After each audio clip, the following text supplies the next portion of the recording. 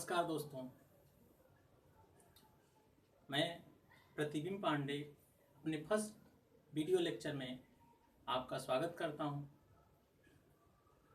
दोस्तों, जैसा कि हम सब जानते हैं कि हम सब एक अनचाहे और अदृश्य युद्ध की चपेट में हैं।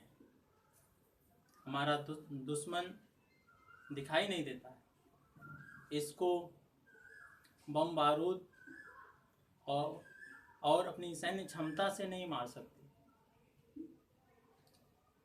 इससे बचने का केवल एक तरीका है, इसको मारने का केवल एक तरीका है कि हम पूरी सुरक्षा के साथ अपने घर पर रहें। Then stay at home and be safe. Now I'm going to start my first lecture. I will teach you physics, class 11, first chapter, physical world. In this chapter, we will discuss what is physics,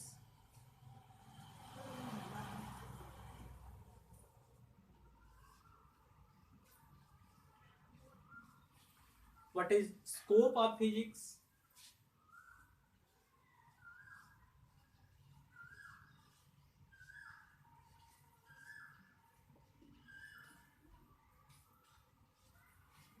what is the impact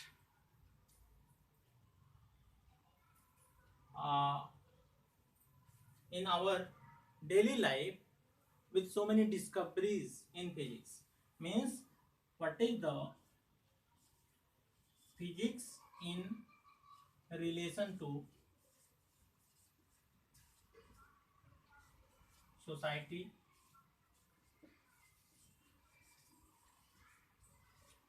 physics in relation to technology,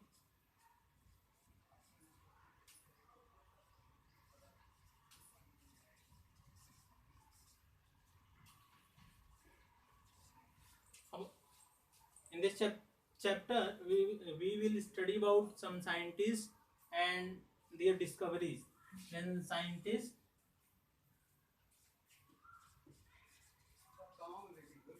and their discovery. और last 4 fundamental forces.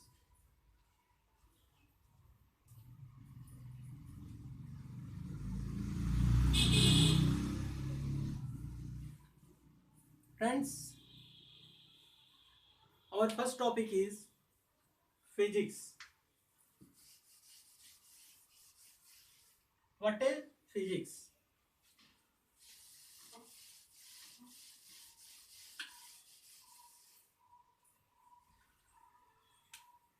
तो physics क्या है, ये हमको देखना है.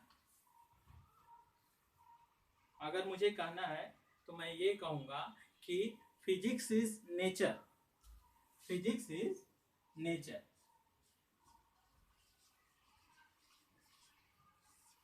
Means, this is the branch of science in which we study about nature and natural phenomena. Study about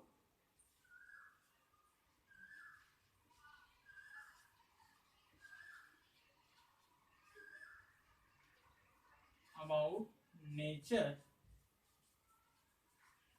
and natural phenomena.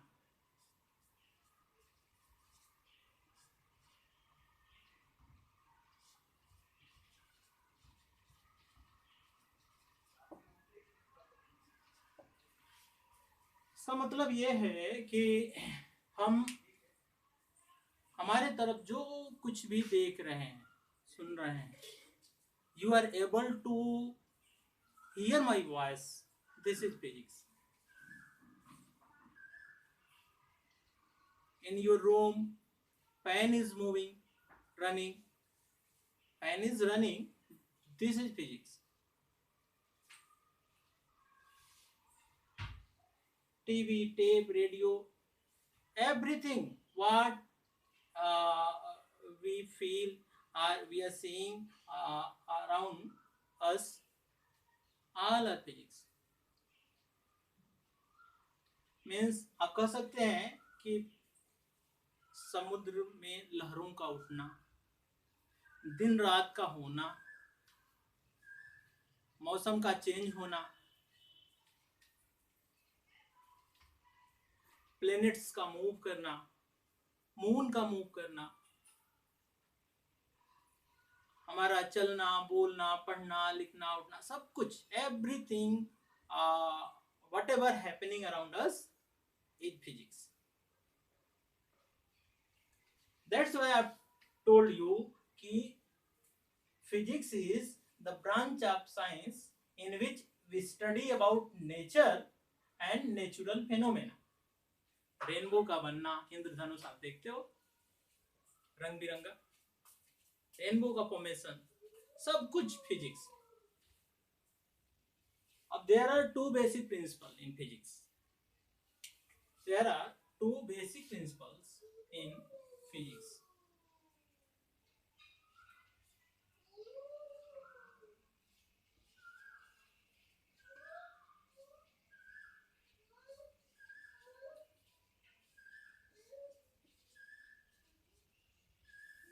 First one is unification.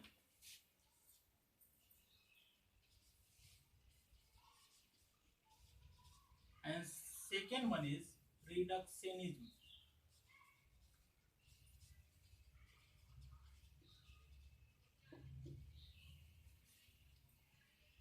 In unification में हम किसी एक पर्टिकुलर लॉ से बहुत सारे फिजिकल फेनोमेना और examples को study करते हैं. This means we can say in unification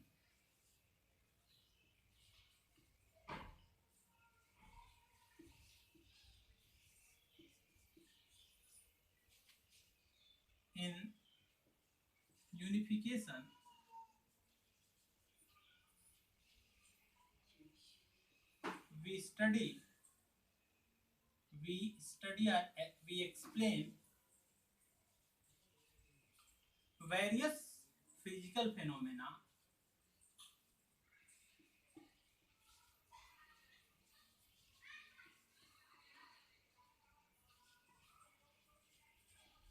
by one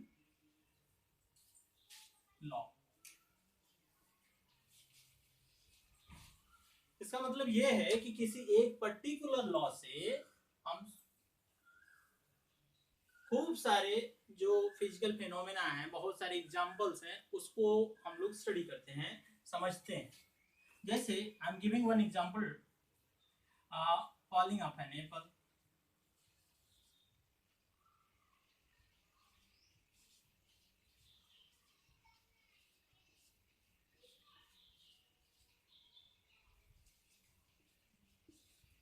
moving of planets,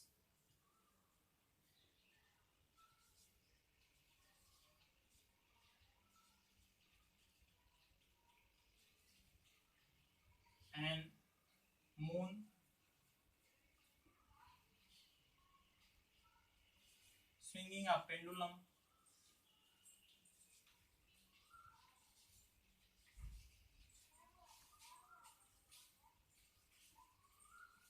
etc.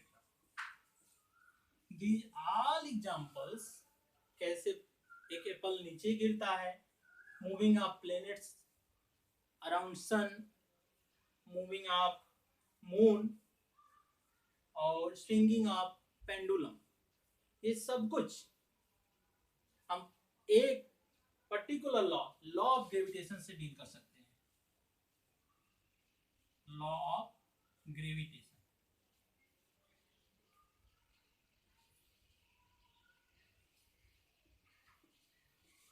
से हम इसको एक्सप्लेन कर सकते हैं.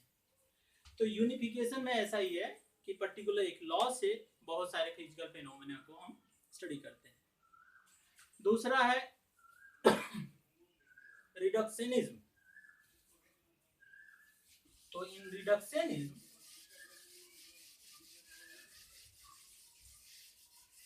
रिडक्शनिज्म में किसी एक प्रॉब्लम को छोटे छोटे सिंपल सिंपल पार्ट्स में डिवाइड करके उसको सॉल्व करते हैं।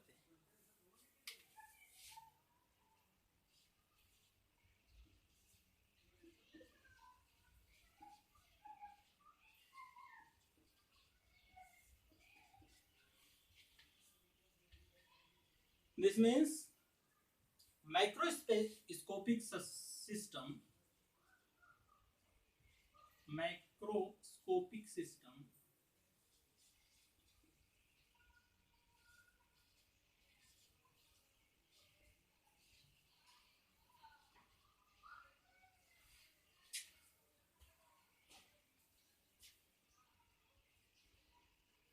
convert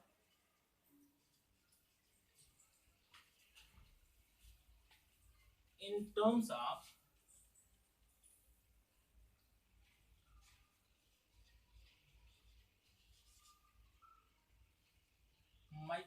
microscopic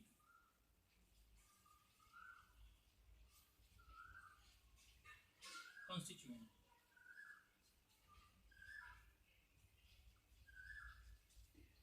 मतलब माइक्रोस्कोपिक मैंने बड़े सिस्टम को, माइक्रोस्कोपिक मैंने छोटे छोटे सिस्टम, छोटे छोटे कॉन्स्टिट्यूएंट्स में सिस्टम में सेपरेट करके और उसको स्टडी करते हैं। जैसे एक एग्जांपल देते हैं कि अगर एक बुलेट चलती है, when a bullet is fired and that bullet penetrates and embedded in wooden block, that block moves and strike to a pendulum, and then pendulum starts swinging। तो पूछ सकता है कि what is the height of pendulum. तो इसमें इसको solve करने के लिए हमको बहुत कुछ ध्यान देना होगा कि बुलेट का मोमेंटम क्या था, इम्बेड करके जब धंस गई बुलेट उस ब्लॉक में तो वहाँ मोमेंटम जीरो हो जाएगा, फिर वो मोमेंटम ब्लॉक को मिलेगा। अब ब्लॉक और उसको मोमेंटम दे देगा, क्या नाम है, पेंडुलम को, और पेंडुलम मूव करेगा। तो इसको छोटे छोटे पार्ट्स में डिवाइड करके हम स्टडी करते हैं रिडक्शनिज्म में। यहाँ बहुत कुछ ज्यादा नहीं पढ़ने की जरूरत है। नाउ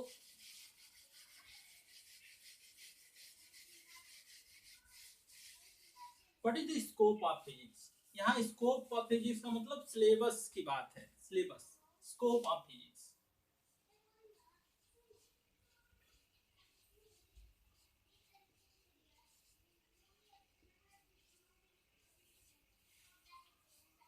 तो फिजिक्स को we can divide in two parts, like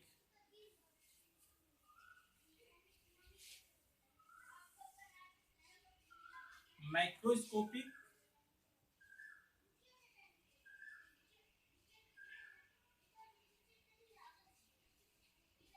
and microscopic।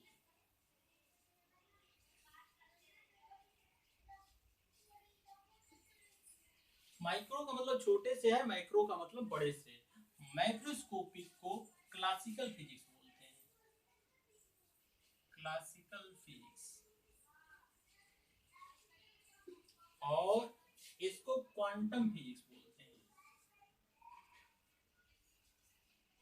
Quantum physics. ये क्वांटम फिजिक्स को ही आगे चल के मॉडर्न फिजिक्स हम लोग कहते हैं, मॉडर्न फिजिक्स।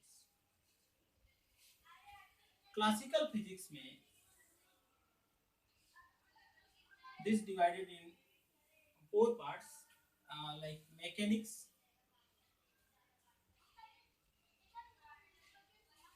मैकेनिक्स के अंदर हम slow motion, we study about slow motion, slow motion and equilibrium of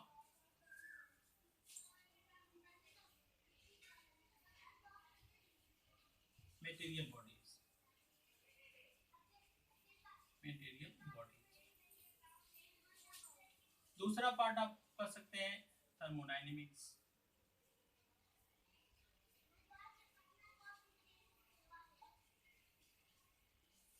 thermodynamics में we study about temperature and its effect, internal energy, entropy, so many things. So we study about temperature, heat, internal energy,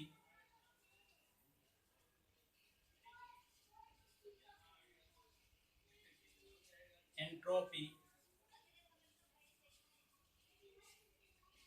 etc.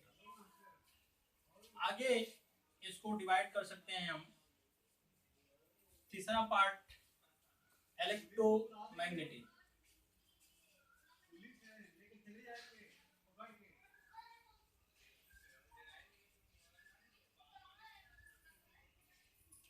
So in electromagnetism we study about electrical and magnetic effect of charge particle, electrical and magnetic effect and phenomena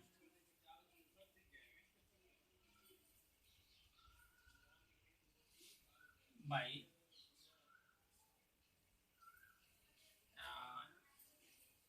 electric charge and magnetic bodies, charge and magnetic bodies।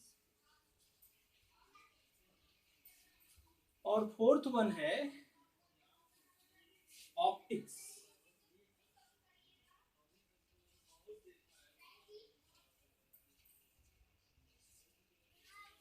Optics में in optics we study about light and its effect, light, about light, propagation of light,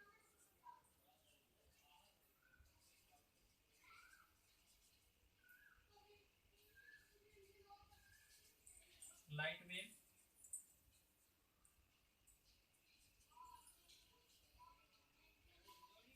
etc.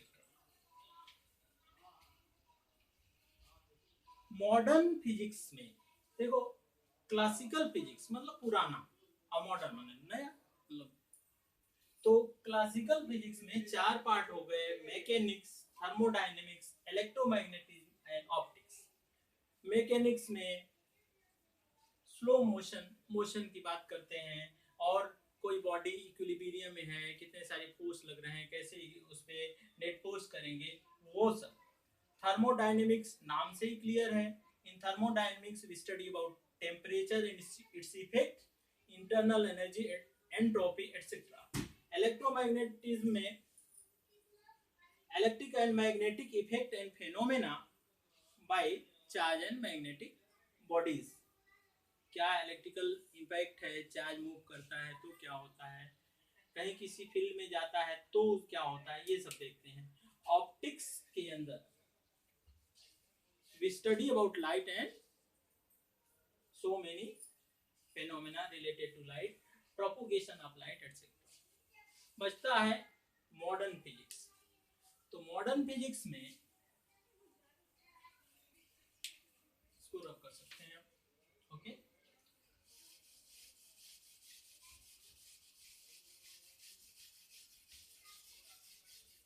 Modern physics में class 12th में बहुत कुछ है,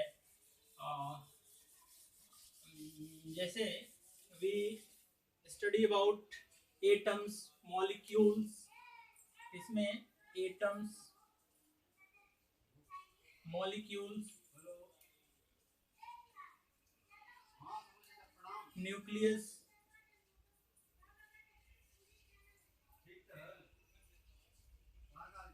semiconductor,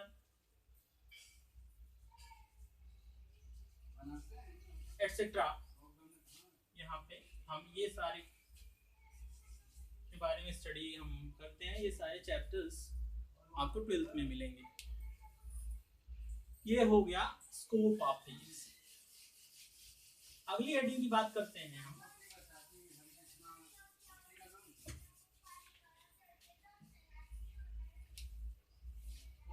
physics in relation to society.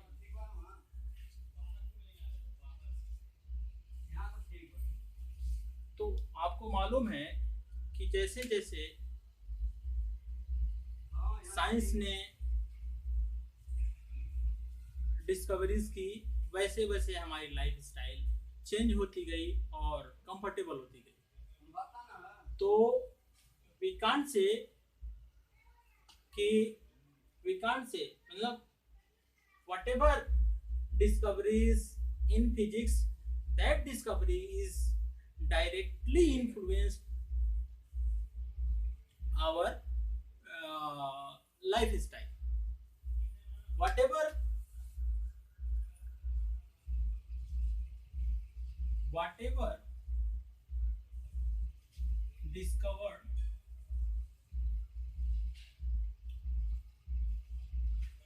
discovered in physics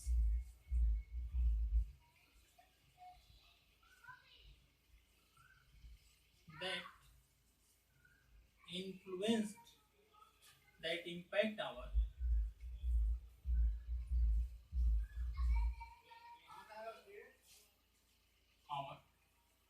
lifestyle.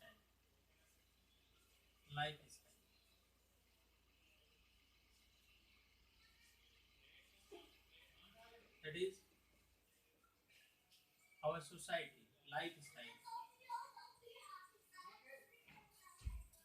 our society.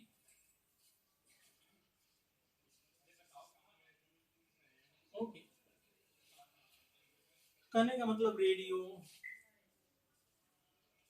TV,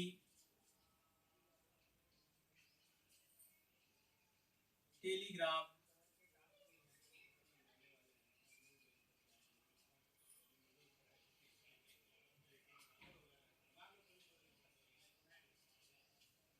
motors, everything whatever we discuss, that directly impact our life, influence our life is influenced by these things, computer, laptop, etcetera, बहुत कुछ है।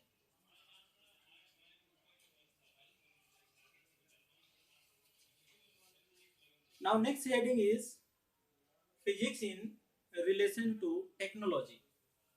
इसमें उसमें बहुत अंतर नहीं है, आप देखिए। Technology,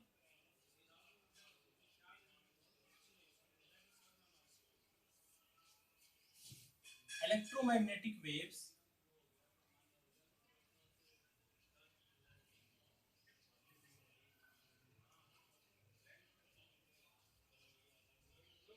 are used in TV, radio, radar, satellite, and wireless communication,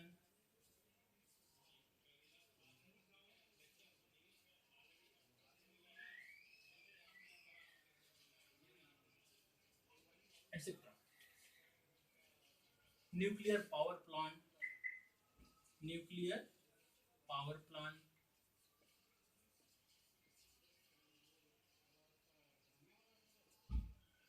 electric motor,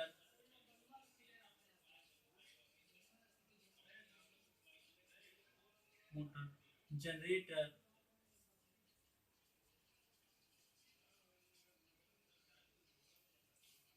discovery of silicon chip etcetera.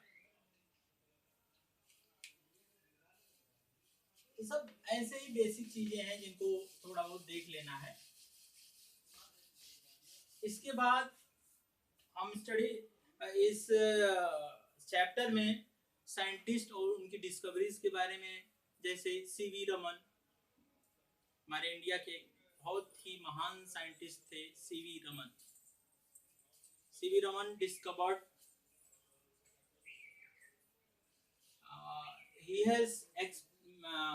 he was explained scattering of light by molecules, मतलब इनइलास्टिक स्कैटरिंग कह सकते हैं, inelastic scattering of light by molecules, इसके बारे में उन्होंने बताया था।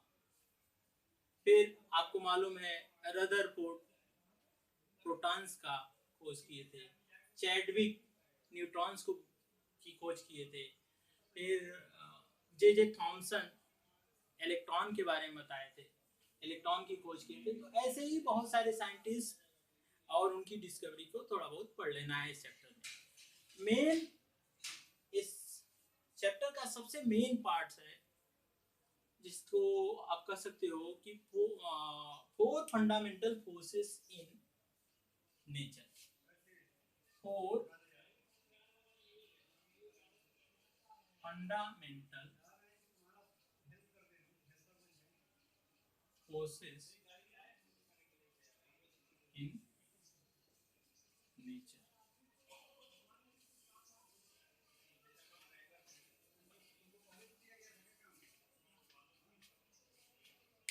ये क्या है?